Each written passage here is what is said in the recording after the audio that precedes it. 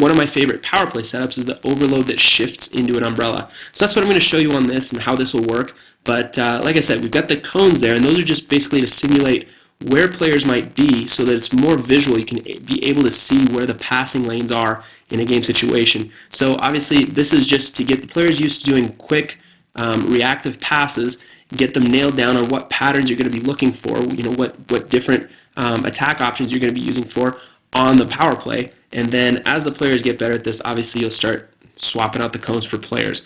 So here's what the drill looks like though. So basically you got your setup, and for this particular power play, basically what we're doing is we're going passes back and forth between these two forwards until in a game situation we wait for this player to bite. So as he bites, then what we do is, let's say the puck is here.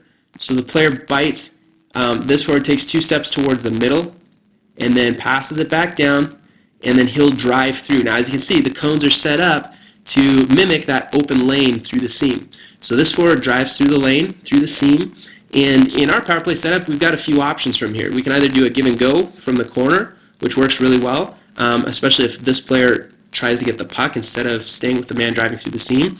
Or you can go a pass back to the point. Usually I like a bank pass there. And then I'm just going to highlight both of these guys. Then what we do in this setup is as soon as that puck gets back to the point, now the point man starts walking across the blue line, and this defenseman drops down. The forward who made the pass slots back up. Okay, and now you've got your umbrella set up.